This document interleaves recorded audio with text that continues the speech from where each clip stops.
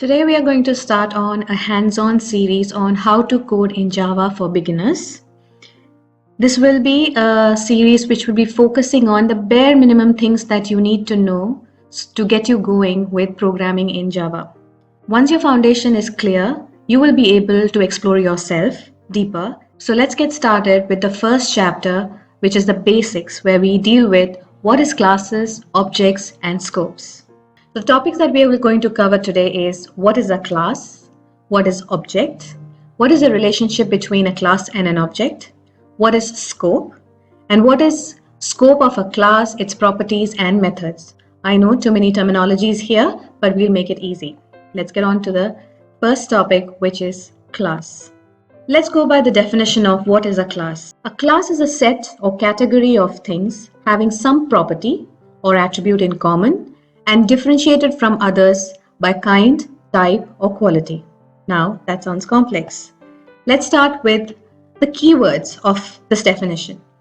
We are saying class is a category.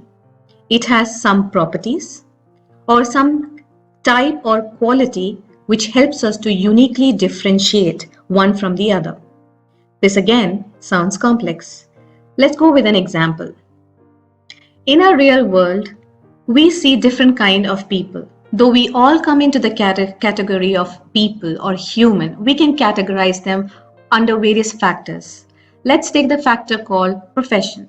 Now, if you take profession, we have doctors, engineers, lecturers, athletes, dancers, musicians. We are all coming under the family called humans. But we have classified ourselves into various categories based on what we do for our living or what is our profession. We can categorize in many other forms, maybe with the skill set. Some people can dance, some people can sing, some are good at painting. So these are different categories based on skill sets. We can categorize people on where they belong from, northern part of India, southern part of India, east or west part of India. So this is how we categorize. Now every category has got its own unique features or properties which helps us to distinguish that yes, this section of people belong to this category. That is what here is called class. So the technical name for category in Java world is called class. Now let's dive deeper into the concept of class using this example here. Here I'm trying to show three categories of people. One category is the kids who go to school. We can term them as students. We have another category of people who go to work or are part of an organization. We can call them employees. And third is a category of people who are interested in doing online shopping. We can call them online customers. Now, what helps us to distinguish a student from an employee and an employee from a customer or in any other combination? Let's see what is the factor. Student properties. Every school maintains the record of a student, and usually the details that they store is the name of the student, the details of the parents, their contact information, the age, the class they belong to, the division, the remarks. They may have compliments or complaints that were sent to the parents, and the mark history or mark summary. Now all these properties helps to uniquely identify a student of the school or of a class. Now going into the employee properties, what tells us one employee from the other?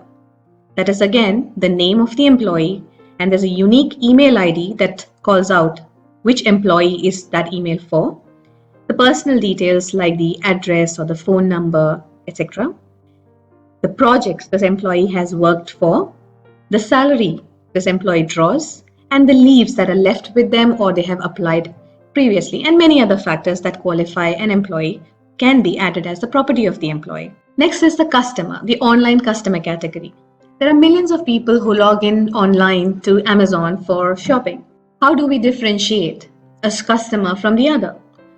Definitely these customers have some unique ID, that is usually the email address or their phone number, then the name, they may have a delivery address, they will retain the order history, the pending orders, the coupons they may have won. So all this information is there to uniquely qualify an Amazon online customer. So in all these three categories or classes, which is the student class, the employee class and the customer class, we saw there are a set of properties that tells us about that particular category. Now let's see another aspect. This was properties that defines the particular category. Now, each of these category of people can do certain set of actions or activities, or they have certain functionalities. For example, the student. Students go to school. They write tests. They have exams to appear to. They participate in culturals. They participate in sports. So there is a record that's maintained. So these are the capabilities a student has. Now, when you go to the employee, their capabilities are different. They work on projects. They appear for online trainings. They pay taxes. They have appraisals every year, and they apply for leaves and many other capabilities in the organization. Going to the customers, what can they do? They log in and they shop online. They can cancel their order. They can return the order. They can place complaints, or they can give suggestions. So these are the functionalities an online customer does. Now you might be thinking an employee can be an online customer as well. Why not? But when an employee is in an organization, the employee is belonging to the category called employee. But when an employee goes back home and in a personal space logs into an Amazon for online shopping for personal purposes, that person falls into the category of an online shopper. And in each of these categories, this particular person has its own properties. Properties as an employee and properties as an online customer. So in short, what we saw that what makes up a category or a class? It is the set of properties that uniquely defines or identifies an individual, and the capabilities or the functionalities that an individual can perform belonging to that category. Now let me try to fit a student into an employee class. Okay, I'm forcing a student to enter into an employee class, but when I get into the employee class, I see that a student does not work on any project. A student does not pay taxes, does not have yearly appraisals, nothing. So really a student is a misfit in this category. So it will be wrong to put the student into the employee section, because the properties here and the functionality here does not suit this student. So this student has to belong to the class called student. And so is the case if I try to put the student into the online customer. They don't do online shopping without the assistance of the parents, so they will be a misfit there as well. So now let's go back to the definition that we started earlier with, that a class is a set or a category. So here the category or the set was student, employee, and online customer. A set or category of things having some property. Now you know what a property of a category means. Something that uniquely identifies that person belonging to that category and differentiate from others by a kind, type, or quality. So a type or quality means based on the functionality they do or the capabilities, what their routines are, right? So class is nothing but, in one word, a category of anything. It is not necessarily a human category of things, category of tools, category of food items, drinks, anything. Now let's get into the second topic called objects. Now what is an object, or it's also called as an instance? So object and class is related. Going back to our previous example, we have class student, we have class employee, and we had class customer. Now we were talking about the students together form the category called student. So in my class, there are 4 students, Johnny, Ricky, Anna, and Nia. Now these 4 students together form this class, and these 4 students are the instances or the objects of this class called student. Similarly, employee, 4 employees in an organization or within a project team, Mark, Peter, Susie, Ariana, they will have their own property. Each of these employees will have their own properties. They will have their own residential addresses, their email addresses, their phone numbers. Everything is unique about each of these employees, and they all belong to the category called employee. So what makes them group, even though they are individual, unique individuals, What makes them common is the category they belong to, that's the employee. So it's the case for the customers. We have 4 online customers: David, Jeff, Emma, and Nora. So these are the student instances, these are the employee instances, and these are the customer instances. And the student, employee, and customer are the classes. We have already seen the relationship between the class and objects. Let's revise with few more points. So class is like a template that defines properties and actions that can be performed by a person or a thing. Yeah. So we said student has a certain properties, has a certain functionality. Now when I feed in values to these properties, it becomes one individual in that category. So class is it's like an application form. The application form is generic. It may be for joining a dance class or for enrolling to a university. That is just a form, an empty form, which is a template. But when you fill in the values within the form, the fields in the form, that form becomes yours. That form becomes an instance, right? So class is like a template, and when you fill in the values and assign values to that template, that instance is called the object. So clearly, a class can have one or more objects. Moving on to the last topic of the basic section is what is scope. Scope means is the boundary which you give to something, or the threshold, or you can say the limits that you set. You as a person may share certain things with your friends and family and parents, which you do not share with strangers. So that's the limit that you have set. You know what to share with whom. But again, there are certain things which you are more free to share with your friends, but uncomfortable to share with your parents. So that's another scope that you have set. So clearly, you know what to share with whom and when. So that's kind of a scope or the space that you have created around you. Similarly, in the world of classes and objects, we have scope. Let's take it with a simple example here.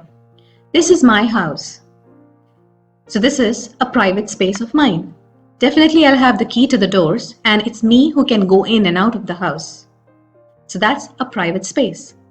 My friend joins me for a holiday, and she plans to stay with me. I trust her, so I will be giving her a spare key that I have and let her access my house. Now at this time, I am sharing the house, but by giving the key to my friend, I am still protecting it. Yeah, the space is still private, but I'm protecting by giving a spare key to my friend. So this is kind of a protected access to my house. Now, this kind of privacy is possible for a private space, like a house or a shop. Shop can be given access only during the opening hours. Otherwise, a customer has access to the shop 365 days a year. But when we take another example of a public space like a park, park is open for everybody. There is no access restrictions. So that is a public access. So this is how we have rules defined on who can access what and when in our normal life. So should we do in the world of classes as well. What do you mean by scope of a class, scope of a property, and scope of a method? Let's take with a simple example. We are taking the example of students as a category or a class and teacher as a category or a class. A teacher can have access to all information of student details because obviously she's your teacher. She needs to know about you, how well you're doing in your exams. She needs to have access to your parents' contact details so that she can contact them whenever required. So your personal details are accessible to your teacher. Now the student should also have access to the teacher details like the contact information, her email address or her mobile, so that the student can say report a leave or can report a problem. The student's parents can talk to the teacher when required. So that level of access is available to students. But will a student have access to the teacher's salary details? No, that's an unnecessary information for a student. Neither the student nor the student's parents needs to know about the teacher's salary. So that is a protected or a private information when a student is concerned. But if I introduce a third class called principal, now principal needs to know or will be knowing the teacher's salary details, because obviously the principal is paying the teacher. Principal is also kind of a teacher. So the principal is given access to teacher's private information, but in a protected way, such that the salary details is available to the principal but not to the students. So this information here is protected. Whereas the details information of the teacher is available to the student class as well as by the principal. So this is how we apply scope or privacy levels on the class, the properties and the methods. In the next chapter, we will be doing the hands-on of how to create a Java class, how to create an instance of that class, and how does scope impact, applying scope to the properties and methods impact the access. This we will do as hands-on in the next chapter. So see you in the next lesson. Bye for now.